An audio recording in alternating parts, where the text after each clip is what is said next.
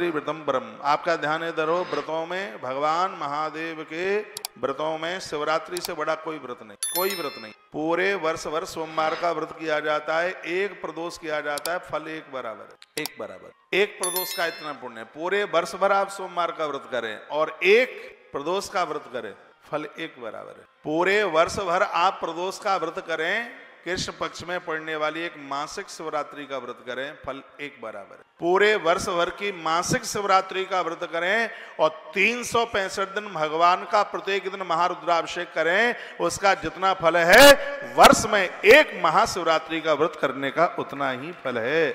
ऐसा इसी शिव महापुराण में लिखा। 26 तारीख को शिवरात्रि पड़ रही है, जो 24 घंटा निराहार रह लेता है उसको 12 ज्योतिर्लिंग यात्रा का फल प्राप्त होता है। इसी ग्रंथ से मैं बोल रहा हूं, 365 दिन, एक दिन में 4 बार महादेव का अभिषेक करने का फल 365 दिन प्राप्त होता है। 4 पैर का, 4 बार का। सुबह भक्ति देने वाला अभिषेक होता है, दोपहर संकल्प पूर्ति वाला होता है, शाम को शांति देने वाला होता है और रात्रि का महारुद्राभिषेक है वो नोट के बंडल देने वाला होता है। पूजा इसलिए 4 पूजन को बड़ा प्रमुख बताया।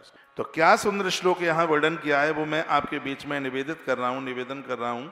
कहा गया यथा व्रतेषु सर्वेषु शिवरात्रि व्रतम परम। कहा गया है कि तथा सर्वेषु लिंगेषु पार्थवम श्रेष्ठ मुच्यते।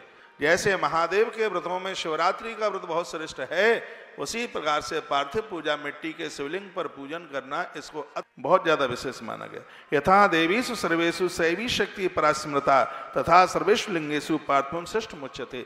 शक्तियों में दुर्गा की पूजा सबसे श्रेष्ठ है, उसी प्रकार से शिवलिंगों में पार्थिव शिवलिंग सबसे श्रेष्ठ बताया गया।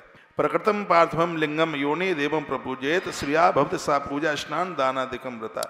जो पार्थिव लिंग का निर्माण करने के बाद किसी अन्य देवता की पूजा करते हैं तो उसकी वह पूजा तथा स्नान दान आदि सब कुछ सब असफल हो जाता है। इसका मतलब क्या है? इसका अर्थ यह है कि सब देवताओं को पूजने के बाद में फिर मिट्टी के शिवलिंग बनाकर उनका पूजिए, उनके पूजा के बाद में किसी भी देवता की पूजा नहीं होती। ऐसा यहाँ इसमें वर्णन किया गया है। और भी कुछ बातें कही गई हैं। क्या कहा गया है? यथा लब्धोपचारी भक्ति सिद्धा स्मृति पूजित पार्थिव लिंगम सर्वकामान सिद्ध। मिट्टी के लिए शिवलिंग संपूर्ण पुण्य फल दे देते हैं। एक बात और निवेदन की गई है, मिट्टी के शिवलिंग बनाते हैं तो उसमें पंचायतन पूजा का निषेध बताया गया। मिट्टी के शिवलिंग में मिट्टी के गणेश बनाने के लिए मना किया गया, इसमें कार्तिकेय बनाने के लिए मना किया, इसमें नंदी बनाने के लिए मना किया। और इसमें देखिए, समझ लीजिए कौन बताएगा ये बातें तुम। ऐसे मिट्टी के शिवलिंग है जिसमें सिर्फ शिवपिंडी के ऊपर ही पूजन होता है। ये अध्याय विद्येश्वरी संहिता का अध्याय नंबर 19 श्लोक नंबर 18, 19, 20, 21 इन श्लोकों में वर्णन किया गया। इसमें स्पष्ट वर्णन किया गया है कि जो मिट्टी के आप शिवलिंग बना रहे हैं, इसमें पूरे शिव पंचायतन की बनाने की बिल्कुल भी आवश्यकता नहीं है। और इसमें यह बताया गया कि मिट्टी के पार्थिव शिवलिंग पर पूजन करने के बाद में तत्काल आप किसी और देवता की पूजा नहीं करेंगे, नहीं तो आपका अभिषेक खंडित हो जाएगा, नहीं तो फिर आपकी पूजा निष्फल हो जाएगी। ऐसा वर्णन किया गया। मैंने बहुत लोगों को देखा है कि भगवान शंकर की पूजा करने के बाद में फिर गणेश जी का अथर्व शीर्ष का अभिषेक वर्णन है, इसमें निषेध बताया गया। हम लोग भी अपनी पूजा में सबरे देवताओं का पूजन करने के बाद में महादेव का पूजन, उसके बाद कोई देवता रहता ही नहीं है।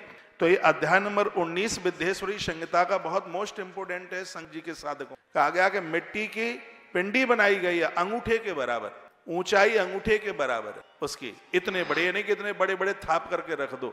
उसमें ना मिट्टी के नंदी बनाने की जरूरत है, ना कार्तिकेय बनाने की जरूरत है, और ना उसमें मिट्टी के गणेश, ना उसमें मिट्टी की पार्वती बनाने की आवश्यकता है। ये ऐसे भगवान महादेव हैं जिसमें सिर्फ शिव पिंडी ही बनाई जाती है। इस अध्याय में इस बात का वर्णन किया गया है।